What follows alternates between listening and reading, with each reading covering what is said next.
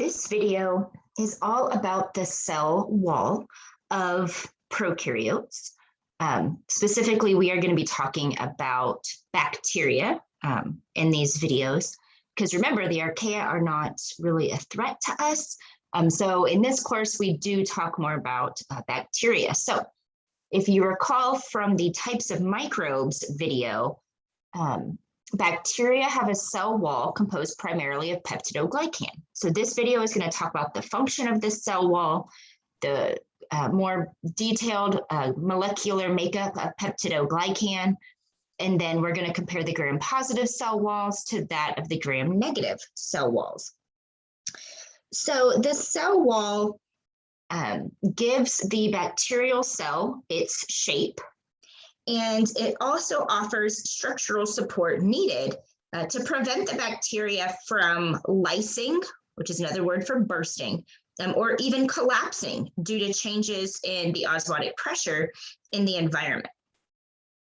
So most bacteria live in aqueous habitats, so aquatic, watery habitats. And oftentimes these aqueous habitats have low concentrations of dissolved substances. And so that means they're often in a hypotonic solution. So think back to our osmosis video. What happens when a bacterial cell is placed in a hypotonic solution, right? Water is going to be entering the cell. So this means that on a regular basis, bacterial cells are constantly absorbing extra water via osmosis. And so the cell wall, especially the rigidity and strength of the peptidoglycan, this is what keeps the bacterial cells from lysing or rupturing, okay? And we actually really capitalize on the importance of the cell wall when we are designing antimicrobial drugs, right? Because when we're sick, we want to get rid of the bacteria. And so a lot of antimicrobial drugs target the peptidoglycan and to disrupt the integrity of the cell wall. There are also drugs that are designed to prevent the cell wall from even being made as new bacteria are created via binary fission. So the cell wall is really, really important for the integrity of a bacterial cell. So the picture at the bottom of this slide is giving you an image of the structural makeup of peptidoglycan. And as you can see, peptidoglycan is made up of repeating sugar units, NAG and NAM. So that's going to be, NAG is represented by the blue circles, NAM by the orange circles. And I do not expect you to memorize what NAG and NAM stand for. But notice that it always alternates, right? NAG, NAM, NAG, NAM. And then these rows of repeating sugars are connected by these little peptides, okay? But what I do want you to notice is the difference between the gram-positive makeup and the gram-negative makeup. Notice that those pentapeptides, the little yellow circles in the left-hand image, are missing from the gram-negative cell wall. And that is going to be reflected in the specific details of the gram-positive versus gram-negative cell wall. So the bulk of that cell wall is similar, but as you're going to see here in a minute, gram-positive cells have a lot of peptidoglycan, this very thick layer. And it's because those pentapeptides are keeping those layers of, or those rows of NAG and NAM connected to one another. So bacteria are separated based on the type of cell wall they have. We have gram-positive cells and we have gram-negative cells. And the gram refers to the gram stain, the scientists that figured out a way to differentiate bacteria based on their cell wall. There will be a separate video on the gram stain. So for right now, don't worry about the details of the gram stain. Let's take a look at the differences in the cell wall composition for gram-positive cells and gram-negative cells. So here is a gram-positive cell, And as you can see, most of this cell wall is a thick, homogeneous sheath of peptidoglycan, okay? And it's really pretty thick. Many, many layers of peptidoglycan are connected here together. And you'll notice that the gram-positive cell wall also contains these sugar molecules called teichoic acid, and which is down here on the left. And then there is also lipoteichoic acid, which means lipo means lipid or a fat. And so lipoteichoic acids are teichoic acids that are similar in structure to the regular teichoic acid, but they're attached to lipids in the plasma membrane. So check this out right over here. See how this particular teichoic acid is connected to the membrane, right? It's helping keep the cell wall and the plasma membrane together. Because we have another one over here. You can see it's embedded in the plasma membrane as well. Whereas ones that are not called lipoteichoic acid, which is what I'm going to circle right now, these guys. So this one, notice it is not connected to the plasma membrane, nor is this one right here. Okay. So again, mainly for gram-positive cell walls, thick layer peptidoglycan and teichoic acid. All right, next up are the gram-negative cell walls. And these are just two pictures, two different pictures showing the same thing, the gram-negative cell wall. So what I want you to notice though, let me see if I can use a highlighter here. This that I'm about to highlight, and then I will erase the highlight once you see it. This thin red layer here, that kind of looks like the middle of a sandwich. That is the peptidoglycan layer of a gram-negative cell wall, right? That's really, really thin compared to what we just saw in the gram-positive cell wall, okay? So again, we have our plasma membrane on the bottom of each picture, okay, right? Because all bacterial cells have a plasma membrane, that phospholipid bilayer that we talked about.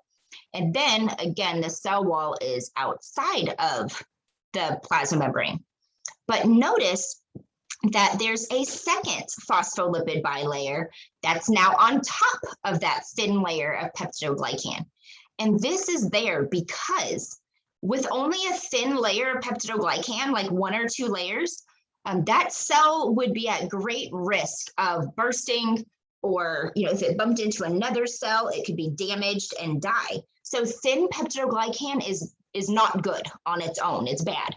And so these cells have evolved to have an outer membrane, a second phospholipid bilayer to offer that extra layer of protection, okay? So because the gram-negatives have a thin layer of peptidoglycan, they also have an outer membrane. I typically label this OM, just because shorthand notation will save you in some classes where there's just so many things to write in a short period of time. So there's this outer membrane, okay? Now this outer membrane contains molecules called LPS, lipopolysaccharide. So lipopolysaccharide. So you will always hear me call this LPS, okay? And so it's right here in the image. And lipopolysaccharide has 2 separate components. So the lipo again means lipid, so that's lipid A. And then the polysaccharide is a sugar, okay? And it has an O antigen on it, okay? Now, I'm not too worried about the O antigen versus lipid A. What I do want you to know is that LPS is an endotoxin. That's what I really want you to take away from this particular bit of the conversation. Endotoxins are molecules that the bacteria use as a weapon. And so they are not good for us. We do not like them. And so if you actually get sick and you get infected by a gram-negative bacteria, sometimes when the doctor gives you the prescription, they'll tell you, you might feel worse before you feel better. And that's because when you take those antibiotics, they're going to kill, normally rupture these bacterial cells, therefore releasing all these LPS molecules, these endotoxin, into your body, throughout your body. And so sometimes you'll get fever, chills, headache, things like that. when you first start some antibiotics. And that's because it's releasing that endotoxin into your body. All right, so we have a thin layer of peptidoglycan. We have an outer membrane that contains an endotoxin, LPS, but they also have these porins, okay? And there's a bigger picture on the next slide. I know there's a lot happening here, but these porins are little pores that regulate what can go in and out of the cell. And so they act kind of like what we talked about with the plasma membrane. It's an extra layer of regulation and protection.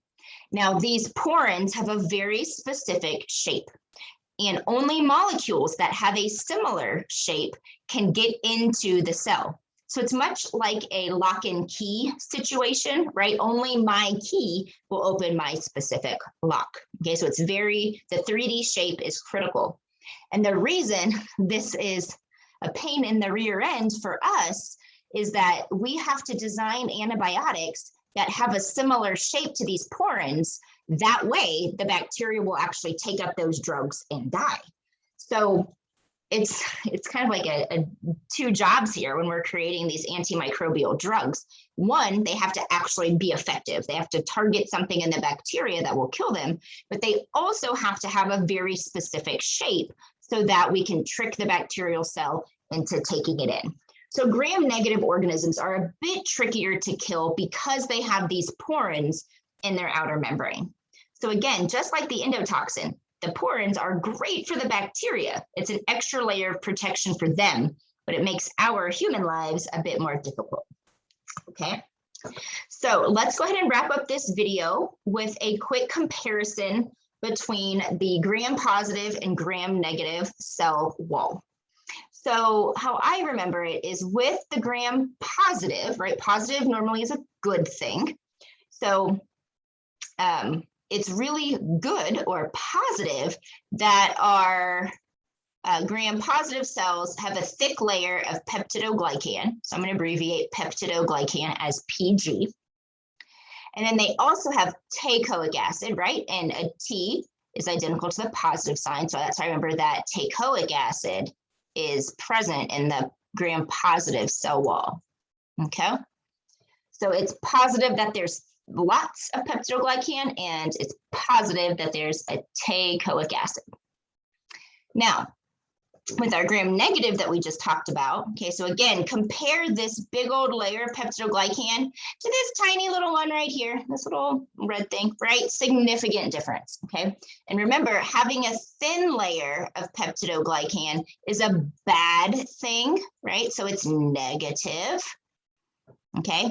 And because this thin layer of peptidoglycan can't offer all the protection the bacteria needs, it also has an outer membrane. It has a second phospholipid bilayer. And that second phospholipid bilayer, that outer membrane, contains two things that make our lives difficult. It has those porins, again, that have a unique 3D shape. So anything that gets into the cell must have a similar shape. And that outer membrane also contains the molecule LPS, which is a natural endotoxin, okay? So make sure that you can differentiate between gram-positive and gram-negative cell walls. I apologize, there's a typo in this one. That should be negative, my apologies, y'all. Definitely know the difference between the two. Okay, I could ask you to describe the difference, label the difference, and I wouldn't want, you don't have to like label all of these, you know, things, okay, just the things that we've talked about, okay? But you could have like a multi-select question, you know, which of the following are present in a gram-positive cell wall?